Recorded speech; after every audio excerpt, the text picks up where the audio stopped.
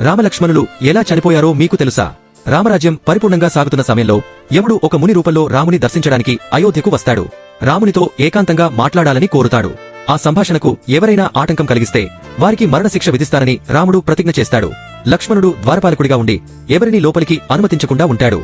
అంతలో దుర్వాస మహర్షి అయోధ్యకు వచ్చి వెంటనే రాముని కలవాలని పట్టుబడతాడు. లక్ష్మణుడు రాముని ప్రతిజ్ఞ గురించి చెప్పినా దుర్వాసుడు కోపంతో అయోధ్యను శపిస్తానని బెదిరిస్తాడు. ప్రజల క్షేమం కోసం లక్ష్మణుడు రాముని వద్దకు వెళ్లి దుర్వాసుని రాకను తెలియజేస్తాడు. రాముని ప్రతిజ్ఞను కాపాడటానికి లక్ష్మణుడు సరియు నదిలో జలసమాధి అవుతాడు. లక్ష్మణుని త్యాగం రామునిని తీవ్రంగా కలచివేస్తుంది. కాలపురుషుడు రామునితో తన రాకకు గల కారణాన్ని వివరిస్తాడు. శ్రీ మహావిష్ణువుగా రాముడు తన అవతార కార్యాన్ని పూర్తి చేశాడని, తిరిగి వైకుంఠానికి రావాలని కాలపురుషుడు చెబుతాడు. రాముడు తన రాజ్యాన్ని, ప్రజలను విడిచి వెళ్లడానికి సిద్ధమవుతాడు. అయోధ్య ప్రజలందరూ రామునితో పాటు సరియు నదికి చేరుకుంటారు. రాముడు సరియు నదిలో దిగి తన మానవ రూపాన్ని త్యజించి విష్ణు స్వరూపంలోకి మారిపోతాడు. రామునితో పాటు అయోధ్య ప్రజలు, వానరులు, రాక్షసులు అందరూ సరియు నదిలో జలసమాధి అవుతారు. ఈ విధంగా రాముడు తన అవతార కార్యాన్ని పూర్తి చేసి తిరిగి వైకుంఠానికి చేరుకుంటాడు.